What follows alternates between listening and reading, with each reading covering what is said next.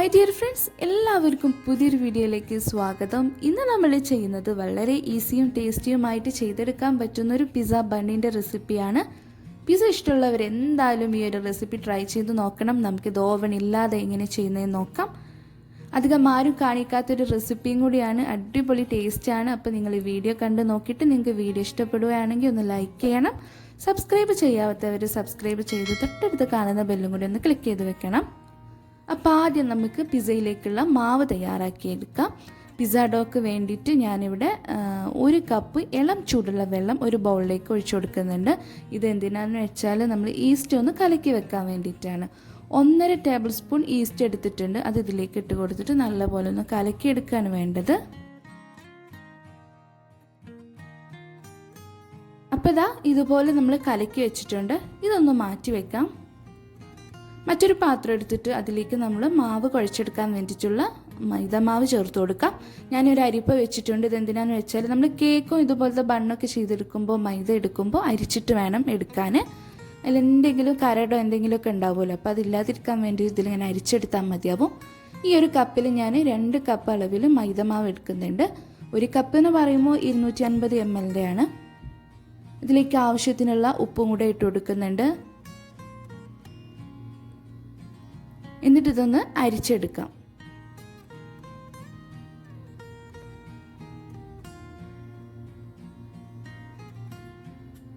അപ്പോൾ ഉപ്പും പൊടിയൊക്കെ ആയിട്ട് നല്ലപോലെ മിക്സ് ആയിട്ടുണ്ടാവും. ഇനി ഇതിലേക്ക് നമ്മൾ നേരത്തെ കലക്കി വെച്ചിട്ടുള്ള ഈസ്റ്റിൻ്റെ ആ കൂട്ട് ഒഴിച്ചു കൊടുക്കാം. ഇത് അധികം നേരമായിട്ടില്ല കേട്ടോ, ഇങ്ങനെ കലക്കി വെച്ചിട്ട്. അപ്പോൾ ഇത് നല്ലപോലെ ഇളക്കിയതിന് ശേഷം ഇതിലേക്ക് ഒഴിച്ചിട്ട് നല്ല ഒന്ന് കുഴച്ചെടുക്കുകയാണ് വേണ്ടത്.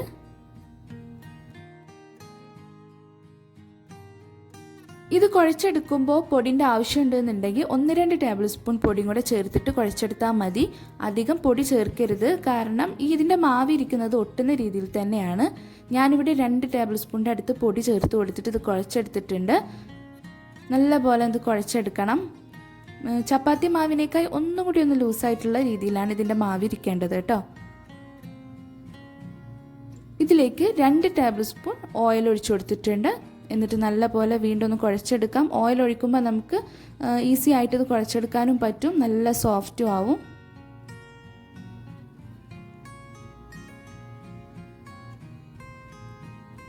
അപ്പോൾ ഞാൻ 2-3 മിനിറ്റ് ഇതുപോലെ നല്ല കുഴച്ചെടുത്തിട്ടുണ്ട്. ഇപ്പോൾ നല്ല സോഫ്റ്റ് ആയിട്ടുണ്ട് കേട്ടോ. അപ്പോൾ ഇനി നമ്മളിത് പൊങ്ങാനായിട്ട് വെക്കുകയാണ് വേണ്ടത്. അത് പൊങ്ങി കഴിഞ്ഞാൽ അധികം കുഴച്ചെടുക്കേണ്ട ആവശ്യം വരില്ല.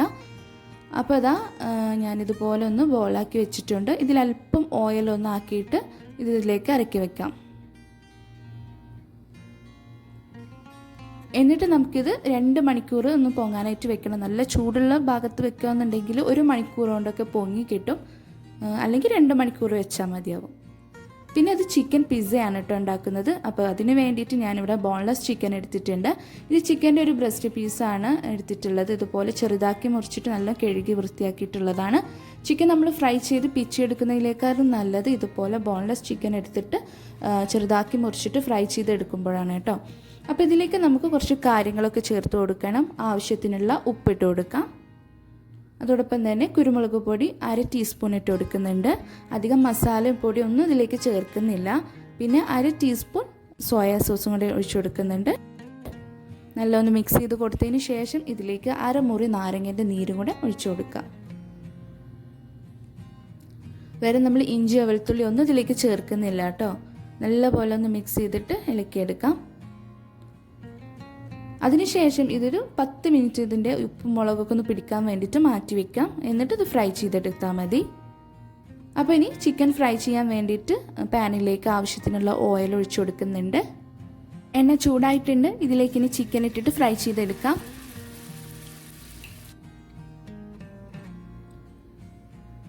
ഓയിൽ എല്ലാ ഭാഗത്തേക്കും ഒന്ന് ചുറ്റിച്ച് കൊടുക്കാം. എന്നിട്ട് അടച്ചു വെച്ചിട്ടാണ് നമ്മളിത് ഫ്രൈ ചെയ്തെടുക്കുന്നത്. അങ്ങനെ ആകുമ്പോൾ അധികം ഇങ്ങോട്ട് കറുത്തു പോകാതെ നല്ല രീതിയിൽ നമുക്കിത് ഫ്രൈ ചെയ്തെടുക്കാനായിട്ട് പറ്റും. ഇതിപ്പോൾ ഒരു സൈഡ് ആയിട്ടുണ്ട്. തിരിച്ചിട്ട് കൊടുത്ത് മറ്റേ സൈഡും ഇതുപോലെ അടച്ചു വെച്ച് ഫ്രൈ ചെയ്തെടുക്കണം. അപ്പോൾ ചിക്കൻ ഇവിടെ ഫ്രൈ ആയി വന്നിട്ടുണ്ട്. ഇതുപോലെയാണ് ഫ്രൈ ചെയ്തെടുക്കേണ്ടത്. ഇനി നമുക്കിത് ഈ എണ്ണയിൽ നിന്ന് മാറ്റാം. ഇനി പിസ്സയിലേക്ക് പിസ്സ സോസ് ഉണ്ടാക്കണം. ഞാനിവിടെ ഇൻസ്റ്റൻ്റ് ആയിട്ട് ചെയ്തെടുക്കുകയാണ്. അപ്പോൾ അതിന് വേണ്ടിയിട്ട് കെച്ചപ്പാണ് എടുത്തിട്ടുള്ളത് കേട്ടോ. 3 ടേബിൾ സ്പൂൺ ടൊമാറ്റോ കെച്ചപ്പ് ഞാൻ ഈ ബൗളിലേക്ക് ഒഴിച്ചു കൊടുക്കുന്നുണ്ട്. അതിലേക്ക് നമ്മുടെ ഉണക്കമുളക് ഉണ്ടല്ലോ, അതൊന്ന് ക്രഷ് ചെയ്തതാണ്, അതൊരു 1/2 ടീസ്പൂൺ ഉണ്ടാവും. അതും കൂടി ഇട്ട് കൊടുത്തിട്ട് മിക്സ് ചെയ്തെടുക്കാം. അപ്പോൾ പെട്ടെന്ന് ചെയ്തെടുക്കാൻ പറ്റിയ പിസ്സ സോസ് റെഡി ആയിട്ടുണ്ട്. ഇത് മാറ്റി വെക്കുന്നുണ്ട്. 2 മണിക്കൂറിന് ശേഷം ഇതാ മാവൊക്കെ നല്ല ഇവിടെ പൊങ്ങി വന്നിട്ടുണ്ട്. ഇതിപ്പോൾ അധികം കുഴച്ചെടുക്കേണ്ട ആവശ്യമില്ല. ഇനി നമ്മൾ നേരത്തെ തന്നെ നല്ല കുഴച്ചെടുത്ത് വെച്ചത് കാരണം ഇനി അധികം കുഴച്ചെടുക്കൊന്നും വേണ്ട. ഇത് പെട്ടെന്ന് തന്നെ നമുക്കിത് പരത്തിയെടുക്കുകയാണ് വേണ്ടത്. ഇനി ഈ മാവിനെ 2 ഭാഗമാക്കിയിട്ട് എടുക്കാം. നമ്മൾ ഈ ബണ്ണ് ചെയ്തെടുക്കുമ്പോൾ 2 ഷീറ്റ് ആക്കി എടുക്കേണ്ടതുണ്ട്. അപ്പോൾ അതിന് വേണ്ടിയിട്ട് നമുക്കിതൊന്ന് കട്ട് ചെയ്ത് വെക്കാം.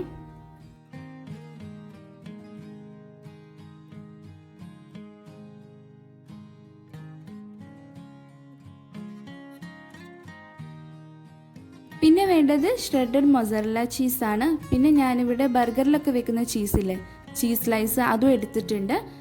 അപ്പോൾ ഇത് രണ്ടും ഞാൻ എടുത്തിട്ടുണ്ട്. ഇനി ചീസ് സ്ലൈസ് ഇല്ലാന്നുണ്ടെങ്കിൽ ഇതുപോലെ ഷ്രെഡ് ചെയ്തിട്ടുള്ള മൊസറല്ല ചീസും എടുത്തിട്ടും ചെയ്യാം. ഇതുപോലെ ഒരു പ്ലേറ്റിലാണ് ഞാനിത് ബേക്ക് ചെയ്തെടുക്കുന്നത്. ഇതിപ്പോൾ എല്ലാവരും വീട്ടിലും ഇതുപോലെ ഒരു പ്ലേറ്റൊക്കെ ഉണ്ടാവും. കുറച്ച് ഓയിൽ അതിലാക്കിയിട്ട് ഇതൊന്ന് ബ്രഷ് ചെയ്ത് വെക്കാം. ഇനി ഈ ഡോ പരത്തിയെടുക്കാം. അപ്പോൾ അതിന് വേണ്ടിയിട്ട് കുറച്ച് പൊടി എടുത്തിട്ട് ആ പൊടിയിൽ ഇതുപോലെ ഒന്ന് മുക്കിയെടുക്കാം. ഇത് നമ്മൾ പ്ലേറ്റിൽ ആദ്യം വിരിക്കുന്ന ഷീറ്റാണ്. അത് ആ പ്ലേറ്റിൻ്റെ ഷേപ്പിൽ അത്ര വലുപ്പത്തിൽ നമുക്കൊന്ന് പരത്തിയെടുക്കാം. ഒരു 1/4 ഇഞ്ച് കനത്തിൽ വേണം ഇത് പരത്തിയെടുക്കാനായിട്ട്. ഇനി നമ്മൾ നേരത്തെ ബ്രഷ് ചെയ്ത് വെച്ചിട്ടുള്ള ആ ഒരു പ്ലേറ്റ് എടുക്കാം. എന്നിട്ട് അതിലിതൊന്ന് വിരിച്ചിട്ട് കൊടുക്കാം. എന്നിട്ട് കൈകൊണ്ട് ഇതുപോലെ ഒന്ന് വലിച്ച് നീട്ടി കൊടുക്കുക. അതിൻ്റെ സൈഡൊക്കെ ഇതുപോലെ ഒന്ന് പ്രസ് ചെയ്തും കൊടുക്കുക. ഇതുപോലെ ഒരു ഫോർക്ക് വെച്ചിട്ട് ഇങ്ങനെ കുത്തി കൊടുക്കുകയും ചെയ്യാം. ഇനി ഇത് മാറ്റി വെച്ചിട്ട് നമുക്ക് മറ്റേ ഭാഗം ഒന്ന് പരത്തിയെടുക്കേണ്ടതുണ്ട്. അല്പം പൊടി ഒന്ന് തൂവി കൊടുത്തിട്ട് ഇതൊന്ന് പരത്തിയെടുക്കാം. ഇത് പരത്തിയെടുക്കുമ്പോൾ ഇത് കവർ ചെയ്യുന്ന ഷീറ്റാണ്. അപ്പോൾ അത്യാവശ്യം വലിയ രീതിയിൽ തന്നെ ഇത് പരത്തിയെടുക്കേണ്ടതുണ്ട്. അപ്പോൾ അതിനനുസരിച്ചുള്ള രീതിയിലാണ് നമ്മൾ ഈ ഒരു മാവ് കട്ട് ചെയ്തെടുത്തിട്ടുള്ളത്. ഇതിപ്പോൾ നമ്മൾ വലിയ രീതിയിലൊന്ന് പരത്തിയെടുത്തിട്ട് കൈകൊണ്ട് ഇങ്ങനെ നീട്ടിയിട്ടുണ്ട്. ഇനി വേണ്ടത് ഈ പ്ലേറ്റിൽ വിരിച്ചിട്ടുള്ള ഈ ഷീറ്റിന്മേൽ കുറച്ച് നമ്മൾ നേരത്തെ ഉണ്ടാക്കിയിട്ടുള്ള സോസ് ഒന്ന് ഇട്ടിട്ടൊന്ന് സ്പ്രെഡ് ചെയ്ത് കൊടുക്കാം. മാവിൻ്റെ സൈഡിലൊന്നും ആവാതെ നോക്കുക. അതിൻ്റെ ആ ഒരു നടുവിലെ ഭാഗത്ത് കൂടെ മാത്രം ഒന്ന് സ്പ്രെഡ് ചെയ്ത് കൊടുത്താൽ മതിയാവും. പിന്നെ ഞാനിവിടെ കുറച്ച് വെജിറ്റബിൾസ് എടുത്തിരിക്കുന്നത് ഉള്ളി, തക്കാളി, ക്യാപ്സിക്കം അങ്ങനെയൊക്കെയാണ്. അപ്പോൾ ഉള്ളി ഞാനിവിടെ ഒരു ചെറിയ സൈസ് ഉള്ളി ഇതുപോലെ ഇങ്ങനെ കട്ട് ചെയ്തെടുത്തിട്ടുണ്ട്. അതുപോലെ തന്നെ തക്കാളി ഞാനിവിടെ 1/2 മുറി തക്കാളി ഇതുപോലെ കട്ട് ചെയ്തെടുത്തിട്ടുണ്ട്. പകുതി ക്യാപ്സിക്കം ഇതുപോലെ ചെറുതായി കട്ട് ചെയ്തെടുത്തിട്ടുണ്ട്. ഈ ചീസ് സ്ലൈസ് ഇതിലേക്ക് ഇട്ട് വെക്കാം. അപ്പോൾ ചീസ് സ്ലൈസ് തന്നെ വേണമെന്നില്ല കേട്ടോ. ഷ്രെഡ് ചെയ്തിട്ടുള്ള മൊസറല്ല ചീസ് ഇതിലേക്ക് വേണ്ടി ഉപയോഗിക്കാം.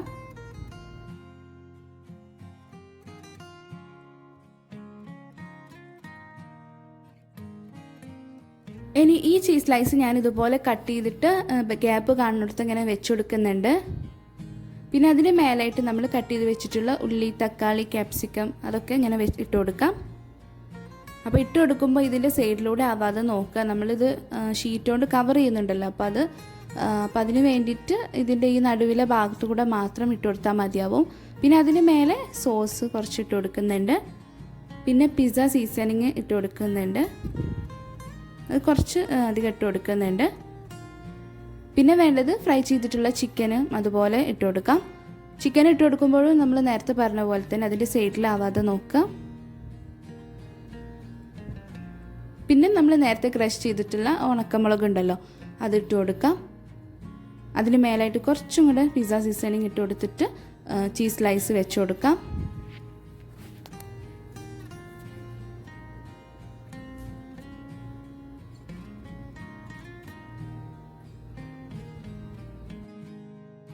ഇനി അതിന് മേലെ കുറച്ച് പിസ്സ സീസണിങ് ഇട്ട് കൊടുത്തിട്ട് ഇതുപോലെ ചില്ലി ഫ്ലേക്സ് ഇട്ട് കൊടുക്കുന്നുണ്ട്. പിന്നെ നമ്മൾ നേരത്തെ പരത്തി എടുത്തിട്ടുള്ള ആ ഒരു ഷീറ്റ്, കവർ ചെയ്യുന്ന ഷീറ്റ് കൊണ്ട് ഇത് കവർ ചെയ്തെടുക്കാം. കവർ ചെയ്യുന്ന ഷീറ്റ് അത്യാവശ്യം വലുപ്പത്തിൽ തന്നെ പരത്തിയെടുക്കാനായിട്ട് നോക്കുക. കാരണം ഇത് താഴത്തെ ഷീറ്റുമായിട്ട് ഒട്ടിച്ചെടുക്കേണ്ടതുണ്ട്. അപ്പോൾ നല്ലപോലെ അമർത്തിയിട്ടൊന്ന് ഒട്ടിച്ച് കൊടുക്കുക. അല്ലാന്നുണ്ടെങ്കിൽ നമ്മളിത് ബേക്ക് ചെയ്തെടുക്കുന്ന ടൈമിൽ ഇതിൽ വെച്ചിരിക്കുന്ന ഫില്ലിംഗ് ഒക്കെ പുറത്തേക്ക് വരും. ഇത് കണ്ടോ, ഇങ്ങനെ പാടില്ല. താഴത്തെ ഷീറ്റും നമ്മൾ മേലെ വിരിച്ച ഷീറ്റും തമ്മിൽ നല്ലപോലെ ഒട്ടിച്ചെടുക്കേണ്ടതുണ്ട്. അപ്പോൾ എല്ലാ ഭാഗവും ഒട്ടിച്ചിട്ടില്ലേന്നൊന്ന് ചെക്ക് ചെയ്ത് നോക്കിയാൽ വേണം. ഇനി ഇതിൻ്റെ മേലെ നമുക്ക് മുട്ട ഒന്ന് ബീറ്റ് ചെയ്തിട്ട് തേച്ച് കൊടുക്കേണ്ടതുണ്ട്. അപ്പോൾ അതിന് വേണ്ടിയിട്ട് ഞാനിവിടെ ഒരു മുട്ട എടുത്തിട്ടുണ്ട്. അല്പം കുരുമുളക് പൊടി ചേർത്തിട്ട് ഇതൊന്ന് ബീറ്റ് ചെയ്ത് കൊടുത്താൽ മതിയാവും. ഫോർക്ക് വെച്ചിട്ട് തന്നെ ജസ്റ്റ് ഒന്ന് ബീറ്റ് ചെയ്ത് കൊടുത്താൽ മതിയാവും. ഇനി നമുക്ക് വേണമെങ്കിൽ ആ ബീറ്റ് ചെയ്തെടുത്തിട്ടുള്ള എഗ്ഗ് അങ്ങനെ ഇതിൽ ബ്രഷ് ചെയ്ത് കൊടുക്കാം. ഇത് ചെയ്യുന്നത് എന്തിനാന്ന് വെച്ചാൽ ബേക്ക് ചെയ്തെടുക്കുന്ന ടൈമിൽ നല്ലൊരു ഗോൾഡൻ കളറിൽ കിട്ടാൻ വേണ്ടിയിട്ടാണ്. ഓവനൊക്കെ ഉപയോഗിക്കുകയാണെങ്കിൽ പെർഫെക്റ്റ് ആയിട്ട് നമുക്ക് ആ ഒരു കളറിൽ കിട്ടും. പിന്നെ ഇപ്പോൾ ഞാൻ ഈ ചെയ്യുന്നത് എന്തെന്ന് വെച്ചാൽ നമ്മൾ ഷ്രെഡ് ചെയ്തിട്ടുള്ള ചീസ് എടുത്തിട്ടുണ്ട്. അത് ഇതുപോലെ നമ്മളൊരു ഗ്ലാസിൻ്റെ ആ ഒരു ഷേപ്പിൽ പോലെ കട്ട് ചെയ്തെടുത്തിട്ട് ആ കട്ട് ചെയ്ത ഭാഗത്തു കൂടെ ചീസ് വെക്കാൻ വേണ്ടിയിട്ടാണ് ഇങ്ങനെയും ഇതുപോലെ ഇങ്ങനെ കട്ട് ചെയ്തെടുക്കുന്നുണ്ട്. ഒരു ഭംഗിക്ക് വേണ്ടിയിട്ട് വെക്കുന്നു എന്ന് മാത്രം. ഇങ്ങനെ ചെയ്യേണ്ട ആവശ്യമൊന്നുമില്ല. നമ്മൾ നേരത്തെ കവർ ചെയ്ത പോലെ തന്നെ ആക്കിയെടുത്താലും മതിയാവും. ഇനി കട്ട് ചെയ്ത ഭാഗത്ത് ഞാൻ ഷ്രെഡ് ചെയ്തിട്ടുള്ള ചീസ് വെച്ച് കൊടുക്കുന്നുണ്ട്. ബേക്ക് ചെയ്യുന്ന ടൈമിലൊക്കെ ആ ചീസ് ഒന്ന് മെൽറ്റ് ആയിക്കോളും. അപ്പോൾ ഇതുപോലെ ഞാൻ ആക്കിയെടുത്തിട്ടുണ്ട്. ഇങ്ങനെ ചെയ്യാൻ യാതൊരു നിർബന്ധവുമില്ല. പിന്നെ വേണ്ടത് നമ്മൾ നേരത്തെ ബീറ്റ് ചെയ്ത് വെച്ചിട്ടുള്ള എഗ്ഗ് ഇതുപോലെ ഒന്ന് ബ്രഷ് ചെയ്ത് കൊടുക്കാം. അപ്പോൾ ഇതന്നെ വേണമെന്നില്ല, നമുക്ക് മെൽറ്റ് ചെയ്തിട്ടുള്ള ബട്ടറും വേണമെങ്കിൽ ഇതിങ്ങനെ ബ്രഷ് ചെയ്ത് കൊടുക്കാം. നല്ലൊരു ഗോൾഡൻ കളർ കിട്ടാൻ വേണ്ടിയിട്ടാണ് ഇതുപോലെ ചെയ്യുന്നത്. നമ്മൾ ഈ ബണ്ണൊക്കെ കണ്ടിട്ടില്ല, അതിന് മേലെ നല്ലൊരു കളർ കണ്ടിട്ടില്ല, അപ്പോൾ അതിന് വേണ്ടിയിട്ടാണ്. പിന്നെ അതിന് നടുവിലായിട്ട് കുറച്ച് എള്ള് ഇങ്ങനെ ഇതുപോലെ ഇങ്ങനെ വിതറി കൊടുക്കുന്നുണ്ട്. ഇനി ഇത് 20 മിനിറ്റ് ഒന്ന് വീണ്ടും ഒന്ന് പൊങ്ങാനായിട്ട് വെക്കണം. അപ്പോൾ ഇതാ നമ്മൾ ബേക്ക് ചെയ്തെടുക്കുന്നതിൻ്റെ 5 മിനിറ്റ് മുമ്പ് ഇതുപോലെ വലിയൊരു പാന് ചൂടാക്കാൻ വെച്ചിട്ടുണ്ട്. അതിലേക്ക് ഒന്നെങ്കിൽ ഒരു സ്റ്റാൻഡോ അല്ലെങ്കിൽ ഇതുപോലത്തെ ഒരു ചെറിയ പാത്രം വെച്ച് കൊടുത്തിട്ട് അടച്ചു വെച്ചിട്ടൊന്ന് ചൂടാക്കി എടുക്കേണ്ടതുണ്ട്. 20 മിനിറ്റ് ആയിട്ടുണ്ട്. ഇതൊന്ന് തുറന്ന് നോക്കാം. അത്യാവശ്യം ഒന്ന് പൊങ്ങി വന്നിട്ടുണ്ട്. കണ്ടോ, ഇത് പൊങ്ങി വന്നിട്ടുണ്ട്. ഇനി നമുക്കിത് പെട്ടെന്ന് തന്നെ ബേക്ക് ചെയ്തെടുക്കാം. അപ്പോൾ ഇതിൻ്റെ സൈഡൊക്കെ ഒന്ന് വിട്ട് വന്നിട്ടില്ല എന്ന് ജസ്റ്റ് ഒന്ന് ചെക്ക് ചെയ്ത് നോക്കണം. അപ്പോൾ നല്ല ചൂടായിട്ടുണ്ട് പാന്. ഇതിലേക്ക് കൈ പൊള്ളാതെ തന്നെ വെച്ച് കൊടുക്കുക. വെച്ച് കൊടുക്കുമ്പോൾ ശ്രദ്ധിക്കേണ്ടതുണ്ട്. അപ്പോൾ ഞാനിത് ഒരു വിധത്തിൽ ഇത് വെച്ച് കൊടുത്തിട്ടുണ്ട്. ഇനി കുറച്ചും കൂടെ ഒന്ന് നമ്മൾ ബീറ്റ് ചെയ്തിട്ടുള്ള മുട്ട ഒന്ന് ഇതിൽ തേച്ച് കൊടുക്കുന്നുണ്ട്. അതിനുശേഷം അടച്ചു വെച്ചിട്ട് നമുക്കിത് ബേക്ക് ചെയ്തെടുക്കാം. അപ്പോൾ ബേക്ക് ചെയ്യുന്ന ടൈം എന്ന് പറഞ്ഞാൽ കറക്റ്റ് ഒരു 50 to 55 മിനിറ്റ് ഒക്കെയാണ്. അപ്പോൾ കറക്റ്റ് ഒരു 50 മിനിറ്റ് ഒക്കെ ആകുമ്പോൾ നമുക്കൊന്ന് ചെക്ക് ചെയ്ത് നോക്കണം. ആദ്യത്തെ 5 മിനിറ്റ് മീഡിയം ഫ്ലെയിമിലേക്ക് ആക്കി വെക്കുക. പിന്നെ ഒരു 50 മിനിറ്റ് ലോ ഫ്ലെയിമിലേക്ക് ആക്കിയിട്ട് ബേക്ക് ചെയ്ത് വെക്കണം. അപ്പോൾ ഞാനൊരു 50 മിനിറ്റ് ആയപ്പോൾ തുറന്ന് നോക്കുമ്പോൾ ഇതുപോലെയാണ്. ബേക്കൊക്കെ ആയിട്ടുണ്ട്, പക്ഷെ അതിൻ്റെ മേലെ അത്യാവശ്യം ഒരു ഗോൾഡൻ കളർ വന്നിട്ടില്ല. അപ്പോൾ അതിന് വേണ്ടിയിട്ട് ഞാനൊരു പാൻ ഇതുപോലെ ഇങ്ങനെ വെച്ച് കൊടുത്തിട്ടുണ്ട്. അപ്പോൾ ആ പാൻ ചൂടാവുന്നതിനനുസരിച്ച് അതിൻ്റെ മേലെ ഈ ഒരു കളറിലായി കിട്ടിക്കോളും. ഇതിപ്പോൾ നല്ലൊരു കളറിൽ തന്നെ വന്നിട്ടുണ്ട്. ഇതിന് പകരം നമുക്ക് ചൂടായ പാനിലേക്ക് ഇത് തിരിച്ച് കമഴ്ത്തിയിട്ട് കൊടുത്തിട്ട് ആ ഭാഗം 1 മിനിറ്റ് ഒന്ന് ചൂടാക്കി എടുക്കുകയും ചെയ്യാം. ആ ഒരു കളർ കിട്ടണമെന്നുണ്ടെങ്കിൽ ഓവൺ ആകുമ്പോൾ നമുക്ക് പെർഫെക്റ്റ് ആയിട്ട് ആ ഒരു കളറിൽ നമുക്ക് ചെയ്തെടുക്കാനായിട്ട് പറ്റും. അതില്ലാന്നുണ്ടെങ്കിൽ ഇതുപോലെ ചെയ്യാം. ഒരു പാനിലേക്ക് കമഴ്ത്തിയിട്ടിട്ട് 1 മിനിറ്റ് മാത്രം ഒന്ന് ചൂടാക്കി എടുത്താലും മതിയാവും. പിന്നെ വേണ്ടത് കുറച്ച് ബട്ടർ ഞാൻ മെൽറ്റ് ചെയ്തിട്ടുണ്ടായിരുന്നു. അത് ഇതിൻ്റെ മേലെ ഇങ്ങനെ ആ ചൂടോട് കൂടി തന്നെ ഇങ്ങനെ തേച്ച് കൊടുക്കുന്നുണ്ട്.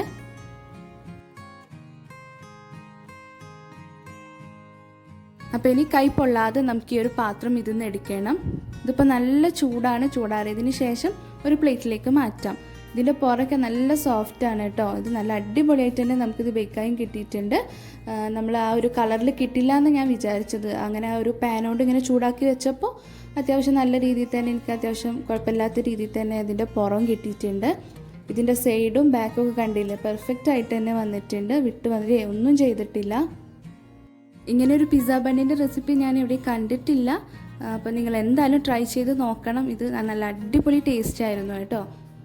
അപ്പോൾ ഇതിന് മുമ്പ് ഞാൻ പിസ്സേൻ്റെ ഒക്കെ റെസിപ്പി അപ്ലോഡ് ചെയ്തിട്ടുണ്ട്. ചിക്കൻ പിസ്സേൻ്റെയും പിന്നെ അതുപോലെ തന്നെ മിനി പിസ്സ എന്നൊക്കെ പറഞ്ഞിട്ട് അപ്ലോഡ് ചെയ്തിട്ടുണ്ട്. അപ്പോൾ അതിൻ്റെയൊക്കെ ലിങ്ക് വേണമെങ്കിൽ ഞാൻ ഡിസ്ക്രിപ്ഷനിൽ കൊടുക്കാം.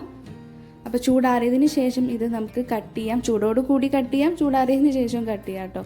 അല്പം ഒന്ന് ചൂടാറിയതിന് ശേഷം ഞാനിത് കട്ട് ചെയ്തെടുക്കുന്നുണ്ട്. നമ്മൾ ആ ഒരു ചീസ് വെച്ചില്ലേ, അതിൽ ആ ഒരു അടയാളത്തിൽ നമുക്ക് കട്ട് ചെയ്തെടുക്കാം.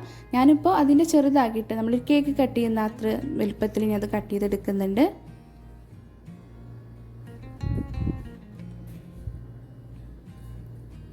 നല്ല അടിപൊളിയായിട്ട് തന്നെ വന്നിട്ടുണ്ട്. അതിൻ്റെ ഫില്ലിങ്ങൊക്കെ കാണാൻ തന്നെ ഒരു ഭംഗിയാണ്. അതിൻ്റെ ചീസൊക്കെ നല്ല മെൽറ്റായിട്ടുണ്ട്. അതിൻ്റെ ഫില്ലിങ് ഞാൻ കാണിച്ചു തരാം. കണ്ടോ, നല്ല മെൽറ്റായിട്ട് അടിപൊളിയായിട്ടുണ്ട്. അപ്പോൾ എല്ലാവരും ഇതുപോലെ ഒന്ന് ട്രൈ ചെയ്ത് നോക്കുക.